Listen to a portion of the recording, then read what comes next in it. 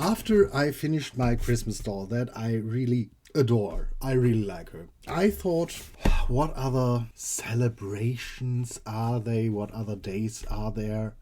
Are there? What other celebration days are there that I could make a doll for? According to when this video goes live, it might surprise you that today's doll will be a Valentine's Day themed doll. And I had quite a hard time after deciding what kind of doll I want to make to decide which base to use. I thought about either using her, I think it's Rosabella from Ever After High, or, I mean, who else? And in the end I asked some friends because I could imagine both of them. In the end, the decision was made for her. I really wasn't sure. I think both would have worked wonderful with what I have in mind. But in the end, we will go with her. And then I had the option between two hair colors. And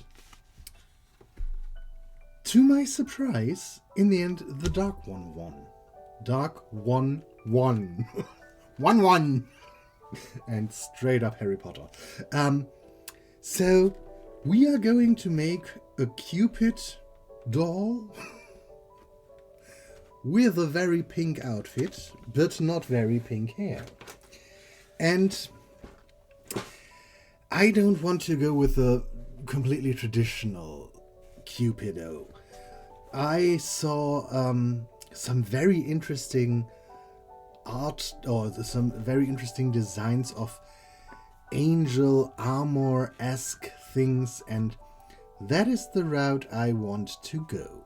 Then I started to strip her down, remove everything that made her her. And I had to completely restring the legs because they were quite wobbly, so I gave them a new elastic which worked quite nicely. First issue: the black areas on the arms and the legs. I already thought that I want to do armor on top of them, so I did try to remove them first, but let's say it was difficult. In the end, I tried to sand it down. And that was the first thing that worked halfway decently.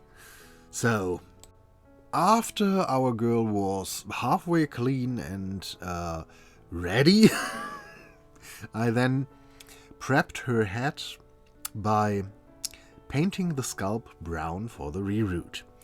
Normally I don't have good, not so much success with that. It chips off most of the time when I do this. This time it didn't. I'm quite happy about it. And yeah, then I did the reroot, and I tried not to put too much hair in it because I didn't want it to be that voluminous. So, I did reroot her rather sparsely, whatever. Just because I want to get the hair to the back anyway, and yeah, I think it is enough to look good, but not so much that it is too bulky in the end, because that is what I feel happens when you use too much quite often, that they get so bulky. Then I tried to do my best on the body, but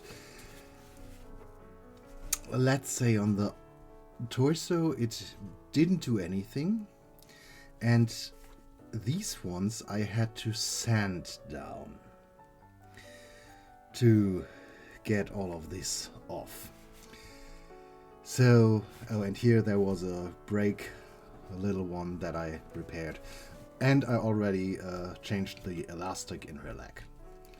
So, what I want to do now is starting on her outfit. And I decided to sculpt her gloves as well as her boots onto her.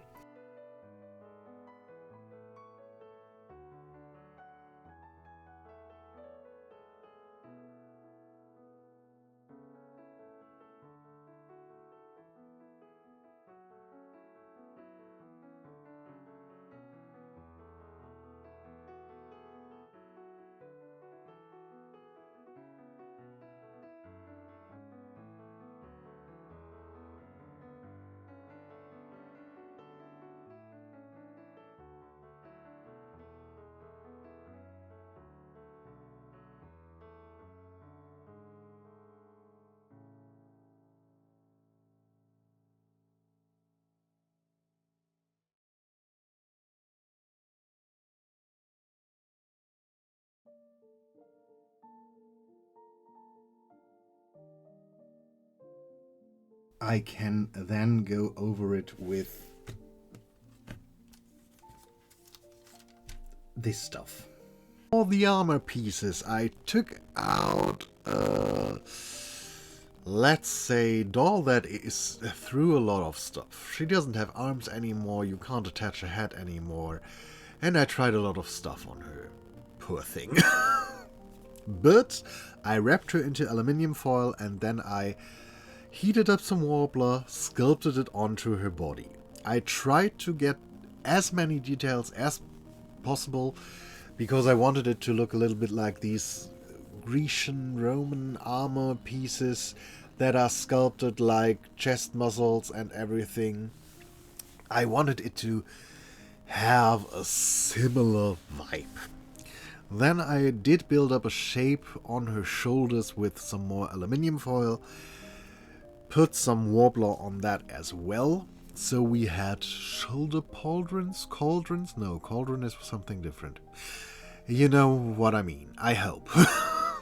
Shoulder armor pieces, things. Aren't I eloquent?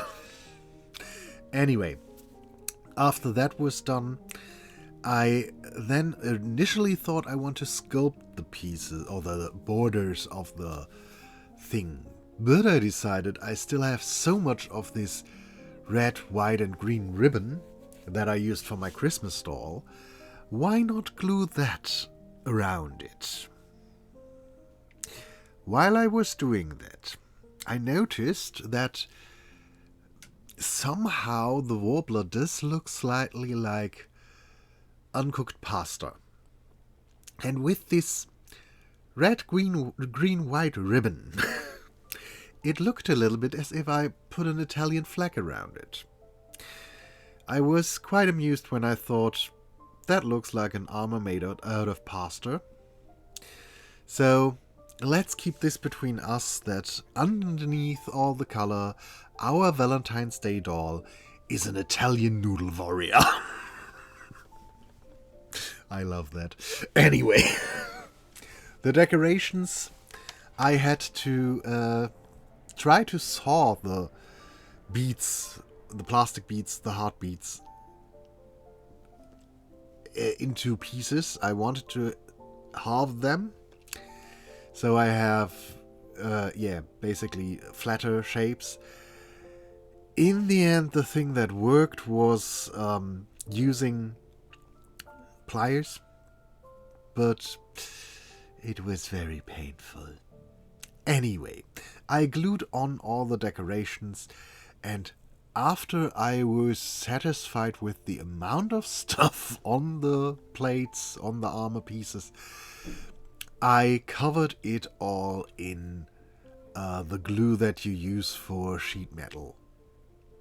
After that was dried, after half an hour, I then was able to gild everything into this pinkish metal sheet stuff. With that done, I then put down a second layer on the pieces that I wanted to be gold. Which was a mistake, because when I gilded that, We had a basically a gold gradient because it stuck to some of the parts where the pink was as well. So I then decided not to do that. Painted everything I wanted gold with acrylic paint, and I had to re-gild the pink stuff because there was gold everywhere. So making these little armor pieces was a slight disaster. But in the end, I just varnished them, and I think they looked quite nice, or they still look quite nice. I did the same with the shoes and the gloves. So, yay! To torture our poor doll a little bit more, she didn't only get stuff sculpted onto her directly. I drilled holes into her feet and her back. The holes in her feet are for heels, so little pieces of metal with two hearts attached to it that I first glued, then sculpted around so it's permanently attached, and one hole for her wings in the back. Isn't that great? Aren't I a charming person? Making the halo will get interesting because I haven't done something like this yet. And I think we need to start with my brother coming in. Sorry. So, brother gone. Let's start with the halo.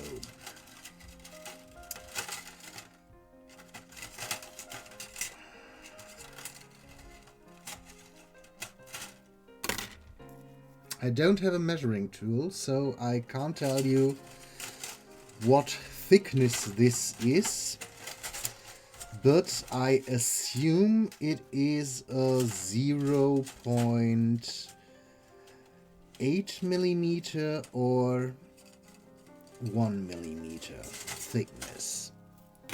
I'm not 100% sure.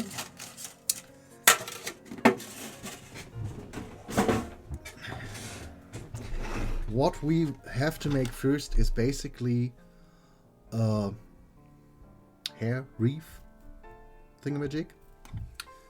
So this is more or less just the support structure. So our halo will sit on her head. And because this is the first halo I make, I have no idea how much of support it really needs. I might overdo it.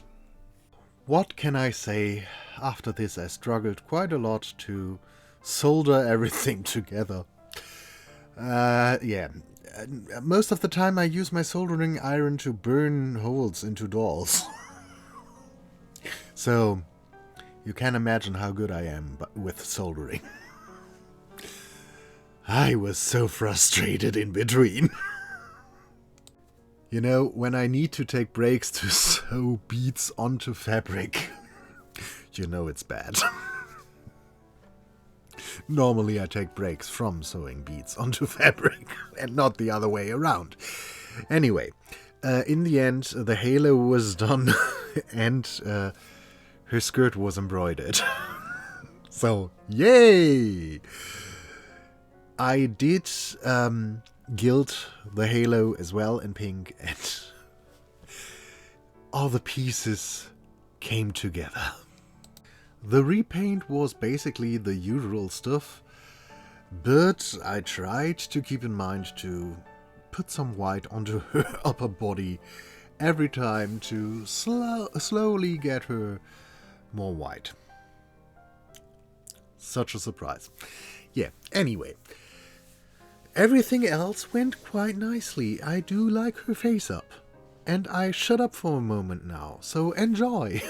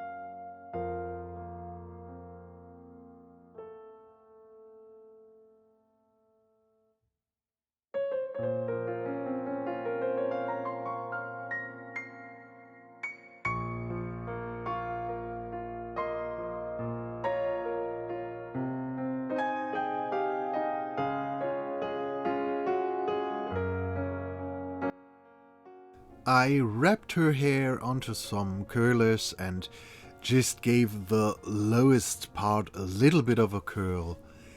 Then I tried to clean everything up as good as possible and dressed her into her clothes.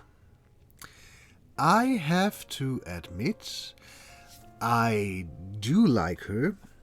The only thing I am not really happy with is I should have given her either pants or gilded her already existing panties, because without that it does look a little bit silly, but in the end I think she turned out quite cool. Let me know what you think about her, and to everyone a happy Valentine's Day, and yeah, until next time, bye.